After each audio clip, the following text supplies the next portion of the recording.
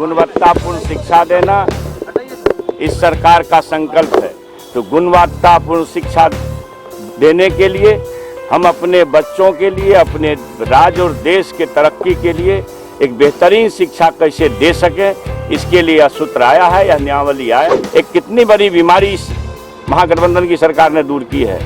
आप नियोजित थे, आप राजकर्मी के दर्जा में जाएंगे, आपको सारी सुविधाएं मिलेगी और अच्छा वेतनमान होगा। बिहार वासियों को 10 लाख बच्चों को, बेरोजगारों को नौकरी देनी है, उसका ये आयाम है कि लगभग 2.5 लाख से ऊपर ये नियुक्ति 4-5 महीने के अंदर आपके सामने नजर आएगी। उन्होंने कहा था शासनकाल में, जब उनका शासन चल रहा था एनडीए का, कि भगवान भी वेतनमान नहीं दे सकता। अब एक चीज बताइए, गुणवत्तापूर्ण शिक्षा देना, गुणवत्तापूर्ण शिक्षा देना इस सरकार का संकल्प है। माननीय बिहार के शिल्पकार मुख्यमंत्री नीतीश बाबू, उप मुख्यमंत्री तेजस्वी प्रसाद यादव जी का ये संकल्प है कि ज्ञान की भूमि बिहार के विरासत को वापस करना है। तो गुणवत्तापूर्ण शिक्षा देने के लिए हम अपने बच्चों के लिए, अपने राज्य और देश के तरक्की के लिए एक बेहतरीन शिक्षा कैसे दे सकें, इसके लिए यह सूत्र आया है, यह नियमावली आया है। इसमें अगर किसी ढंग का कोई नुस्ख निकालते हैं तो यह उचित नहीं है। और फिर से मैं एक बात कहना चाहता हूं कि जो हमारे शिक्षकगण हैं, नियोजित शिक्षक, आपका काम शिक्षा देना ही न है, और अपने कोर्स को जिसको आप पढ़ाते हैं रात दिन, जिसके लिए आप शिक्षक हैं और जिन बच्चों को आप पढ़ाते हैं, उस कोर्सेज में से कुछ सवाल अगर नियमित होने के लिए, एक कितनी बड़ी बीमारी इस महागठबंधन की सरकार ने दूर की है। आप नियोजित थे, आप राजकर्मी के दर्जा में जाएंगे, आपको सारी सुविधाएं मिलेगी और अच्छा वेतनमान होगा। तो इस परिस्थिति में और कोई यह कह दे, आज किसी नेता का बयान सुन रहे थे कि एक IAS IPS होता है, फिर से परीक्षा देके पास कर सकता है क्या? IAS IPS का काम पढ़ाना नहीं है, शिक्षकों का काम पढ़ाना है। जिस कोर्स को आप पढ़ाते हैं उसी कोर्स में से अगर कुछ सवाल आपके सामने रखे जाएंगे नियमित होने के लिए, इसके लिए चिंता नहीं करनी चाहिए, इसके लिए घबराना भी नहीं चाहिए।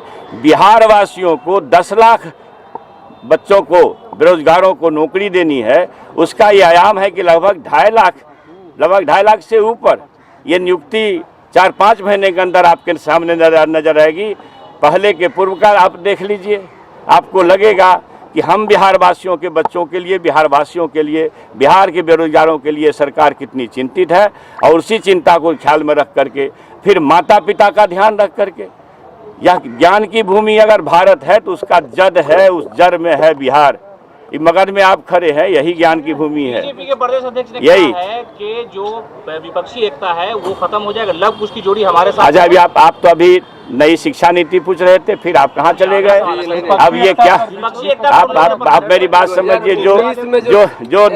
जो हमारे मोदी जी हैं नेता बीजेपी के, उन्होंने कहा था शासनकाल में, जब उनका शासन चल रहा था एनडीए का, कि भगवान भी वेतनमान नहीं दे सकता है। आप उस बयान को निकाल के कोट करिए।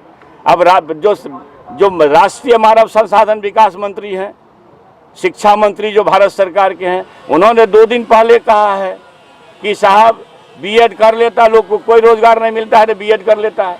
भैया, एक अच्छा खासा परीक्षा, आप प्रोफेसर होते हो, कितनी मेहनत से लोग नेट की तैयारी करता है, फिर पीएचडी करता है।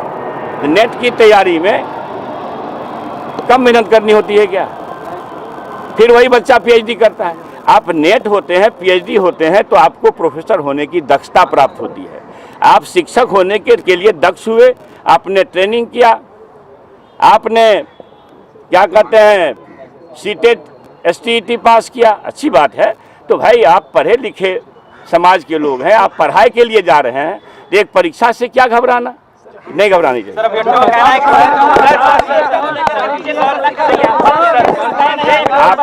आप ये बताइए। अच्छा, आप ये बताइए, आप ये बताइए।